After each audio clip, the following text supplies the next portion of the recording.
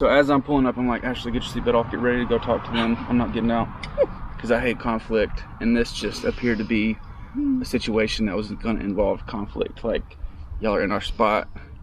We paid for it, and you need to move, kind sir. Y'all, we have had a week. Sort of embarrassing, but even after our mountain incident, went down another road that we shouldn't have gone down. I drove on, left them. I was going to scout. I'll find it in the Jeep to make sure it's safe, make sure the RV can pass the road and all that. I thought we were on the same page. We weren't on the same page. So I turn around and go back and I meet Ben. And he's already a couple miles in and there was nowhere for him to turn around. Okay. Sorry to interrupt, but we left something cooking on the stove in there and I think it's boiling. And I don't know if it's supposed to be. Okay, I just need help. Turn the pasta sauce off and the noodles are supposed to be boiling. For how long? I'll come back in there in a minute. Do not use that tone on me. Long story short, our mirror got broken. We were able to gorilla tape it the best that we could, and it's usable right now until we can get it replaced. We had been in the woods on this narrow winding dirt road for 3 hours by the time we had gotten out, and I was seriously, like, I almost had a panic attack. That's how upset I was. There's no campgrounds at all available. I was crying. Here we are. I mean, we have our home, but we have to have a legal place to park it, you know? Finally, I went to pick up internet again, and Ben texted me and said, hey, where are you in here? And he said that a gentleman security guard had come out to him in the parking lot, and Ben told him the situation and that I was in here trying to, you know, call and find a place to stay. And he's like, you're not gonna find a place. He said, I'll tell you what, I'll give you a pass so that you can stay the night. So, oh, thank you, Johnny. I'd like to, really? You know I'm out here, I'm not in, I don't want to record me eating.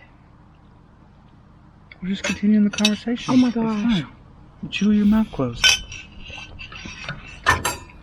The noodles are done. I did it.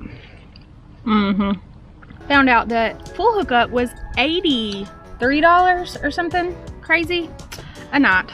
And so I was like, oh, okay, I guess we are paying $41 a night for no hookups. We're rich though, it doesn't matter. Yeah. Money ain't nothing but a thing.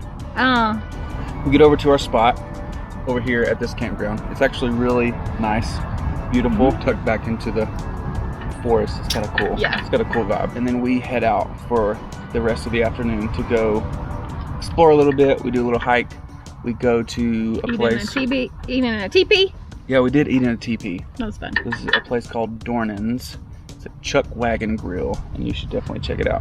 Yeah. Almost all unhealthy food, but it was tasty. Yeah.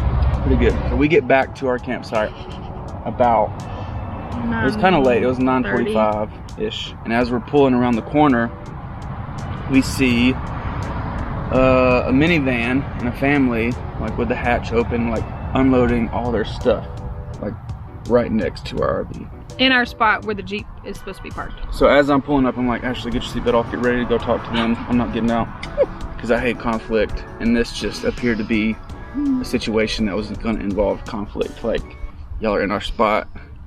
We paid for it, and you need to move, kind sir. So Ashley got out. Similar to what happened to us the night before. All the campsites were full. They didn't really have a place to stay, but they told them, since they were tent camping, to come over here and evidently set up in our spot beside us. Thanks, Johnny.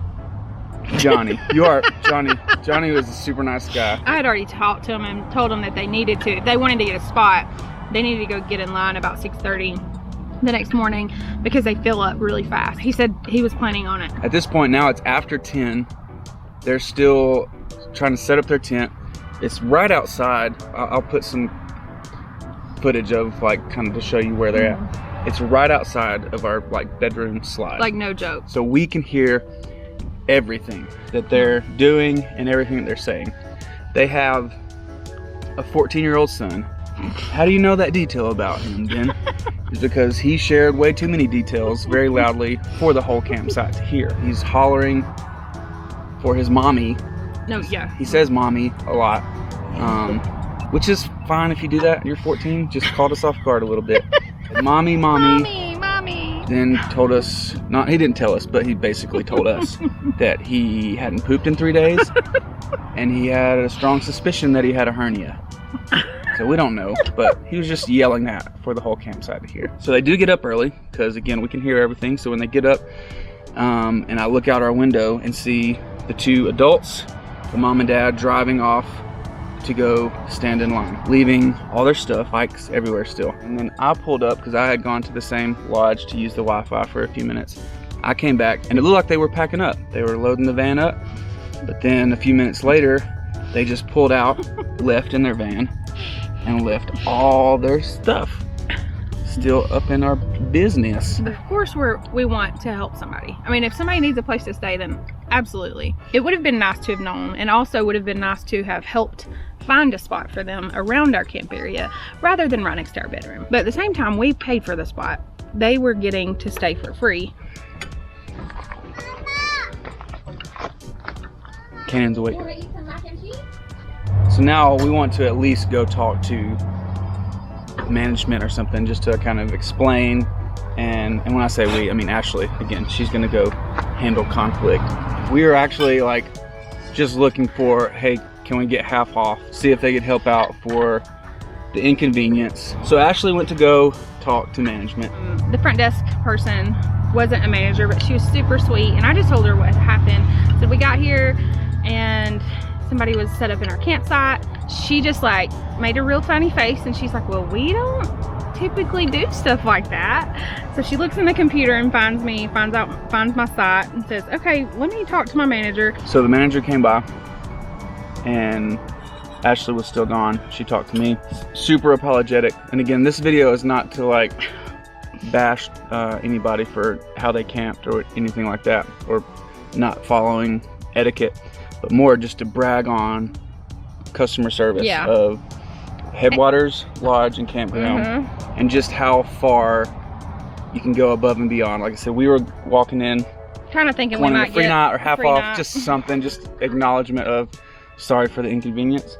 And instead they gave us an extra night, and then they're giving us a full hookup site for the same price we paid for a non-hookup site. Yeah, can't complain too much. And that just goes to show, like, going into a situation and trying to be positive, and I was not being rude, you know, I was being super upbeat and making lemonade out of those lemons.